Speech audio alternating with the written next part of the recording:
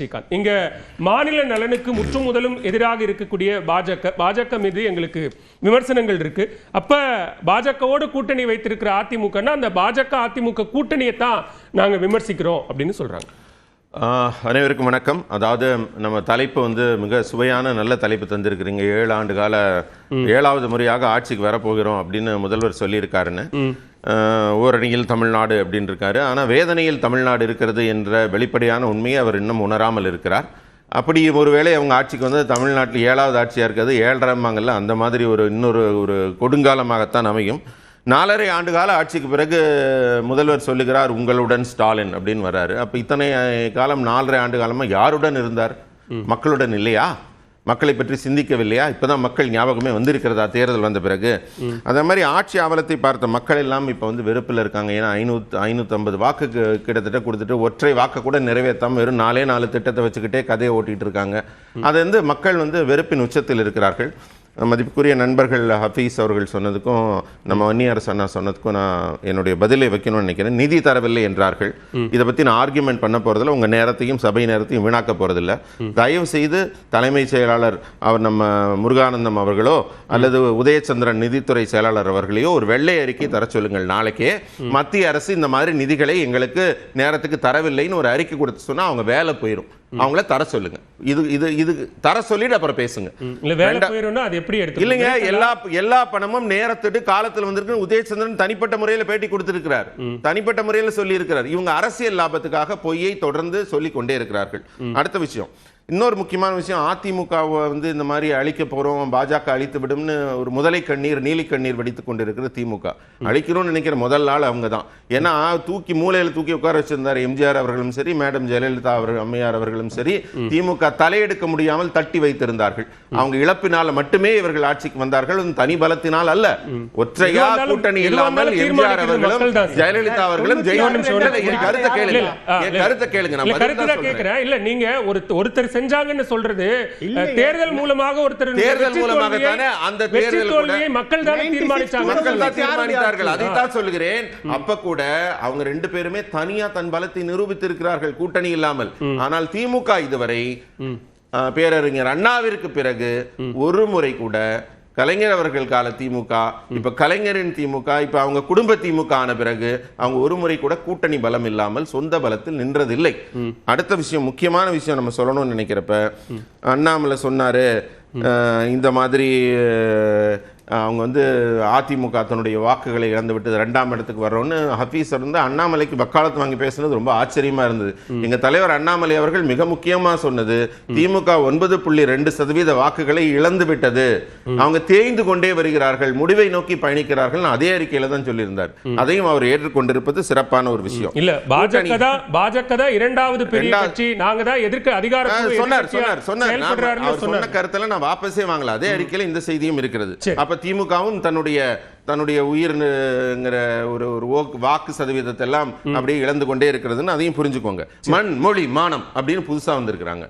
நீங்க தானே 60 ஆண்டு காலமா மாறி மாறி ஆட்சியில் இருந்திருக்கிறீங்க, திராவிடம் பேசிக்கிட்டு இருந்திருக்கீங்க. இத்தனை நாள் தமிழ் மண்ணையும் தமிழ் மக்களையும் தமிழ் மொழியையும் தமிழ் மானத்தையும் காப்பாற்றாமல் குடும்பத்தை மட்டுமே காப்பாற்றி கொண்டிருக்கிறது திமுக. இன்னைக்கு தான் உங்களுக்கு ஞானோதயம் வந்திருக்கிறது. நான் தமிழ் மண்ணை காப்பாற்ற போறேன், தமிழ் மொழி. இத்தனை நாள் யார் பிடிச்சு வச்சிருந்தா?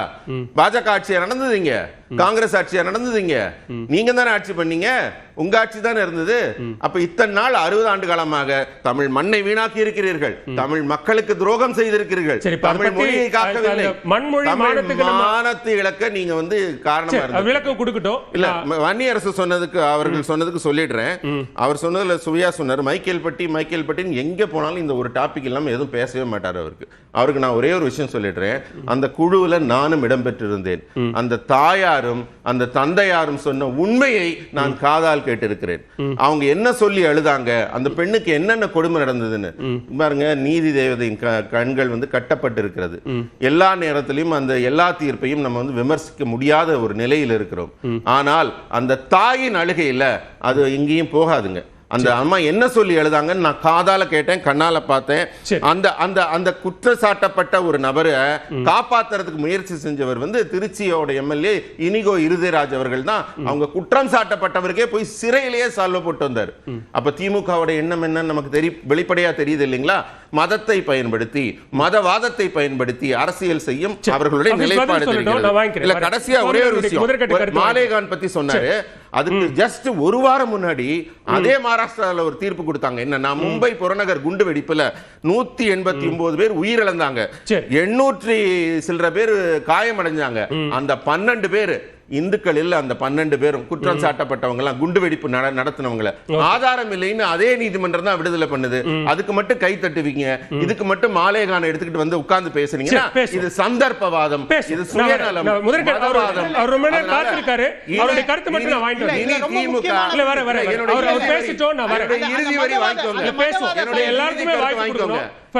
அதாவது எங்க கூட்டணி கட்சியின் தலைவர் திரு எடப்பாடி அவர்கள் வந்து பெரிய மனதோட அடுத்து 70 ஆண்டு காலத்துக்கு வராதுன்னு ஒரு காலக்கெடு கொடுத்திருக்கிறாரு.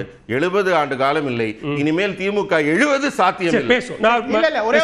கருத்து மட்டும் வாங்கிட்டு வந்து ரொம்ப நேரம் காத்திருக்காரு. அவருடைய கருத்து வாங்கிட்டு வரேன். நான் வாங்கிட்டு அடுத்து நீங்க பேசுங்க ஆபீஸ், நான் வரேன். இல்ல பேசுற எல்லாரும் பேசுற மாதிரி இருக்கும். திரு சுவாமிநாதன், இங்க 2 தரப்பும் முதலமைச்சரும் தொண்டர்களுக்கான கடிதத்தில் ஒரு கருத்தை வைக்கிறார். 7வது முறை மீண்டும் திமுக ஆட்சின்னு திரு எடப்பாடி பழனிசாமி எதிர்க்கட்சி தலைவர் அவர்கள் 7வது முறை அல்ல 70 ஆண்டுகள் ஆனாலும் திமுகவிற்கு இனி தமிழ்நாட்டில் இடமில்லை அப்படிங்கிறார். இது வெறும் பரப்புரைக்கான தேர்தலை ஒட்டிய வாத பிரதிவாதங்கள் அல்லது கருத்து மோதல்கள்னு பார்க்கணுமா? அதை தாண்டிய அரசியலாக என்ன இருக்கிறது? நிச்சயமாக இன்னைக்கு திராவிட முன்னேற்ற கழகத்தை பொறுத்த வரைக்கும் கிட்டத்தட்ட அந்த கூட்டணி 2019 தேர்தல்ல இருந்து ஒரு வெற்றி பெற்ற கூட்டணியா தொடர்ந்து இருந்துட்டு வராங்க. 2019 நாடாளுமன்ற தேர்தலா இருக்கலாம், 21 சட்டமன்ற தேர்தலா இருக்கலாம், இப்போ நடந்து முடிந்த 2024 நாடாளுமன்ற தேர்தலா இருக்கலாம். இது எல்லாமே அவர்களுக்கு ஒரு வெற்றிகரமான கூட்டணியா தான் இருந்துட்டு இருக்கு. அந்த நேரத்துல திமுக அந்த வலுவான கூட்டணி அமைச்சிருக்காங்க. அந்த கூட்டணியினுடைய அடிநாதமே நாங்க ஒரு மதசார்பற்ற அணி அப்படிங்கக்கூடிய புள்ளியில இருக்காங்க. அதனால இயல்பாகவே முதல்வர் மு க ஸ்டாலின் அவர்கள் இந்த தேர்தலையும் பாஜகவுக்கு எதிராக தான் களமாடுறார். இது அவருடைய நம்பிக்கை.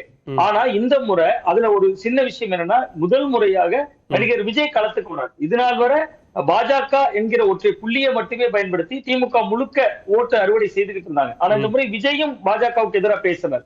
என்னோட கொள்கை எதிரி பாஜக அப்படிங்கிறார். அப்ப அவர்களுக்கு அந்த இடத்துல ஒரு சின்ன சந்தேகம் வருது. திமுக இந்த முறை பாஜக எதிர்ப்பு ஓட்டுகள், ரொம்ப குறிப்பா சிறுபான்மையினர் ஓட்டுல ஒரு சின்ன சேதத்தை ஏற்படுத்தலாமா அல்லது வேற ஏதாவது சிறிய மாற்றங்கள் ஏற்படுமாங்கிறதுனாலதான் இவ்வளவு வலுவான ஒரு மதசார்பற்ற கூட்டணி இருக்கிற பொழுதும் தேமுதிகவை சந்திப்பதற்கு நேரம் ஒதுக்கப்படுகிறது. அதே போன்று ஓ பன்னீர்செல்வம் போன்றவர்கள் கிட்டத்தட்ட 8 ஆண்டுகள் தொடர்ச்சியா 8 ஆண்டுகள் பாஜகவுடைய நிழலாக இருந்தவர். அதிமுக இன்னைக்கு பாஜக கபலீகரம் பண்ணுதானே? நிச்சயமா கபலீகரம் பண்ணுது, 100% கபலீகரம் பண்ணுது. கிட்டத்தட்ட 2017 ஒரு தர்ம யுத்தம் நடத்தினதே பாஜக சொல்லிதான் நடத்தினேன்னு அவரே குருமூர்த்தி சொன்னார்னு பல பேட்டிகள்ல பிற்காலத்துல சொல்லியிருக்காரு. அந்த ஓ பன்னீர்செல்வம் 8 ஆண்டுகள் தொடர்ச்சியா பாஜகவினுடைய நிழலாக முகமாக இருந்தவர். ஒரே நாள்ல காலைல கூட்டணியை பிரித்தவுடன் மத்தியானம் முதல்வரை சந்திக்க நேரம் ஒதுக்கப்படுது.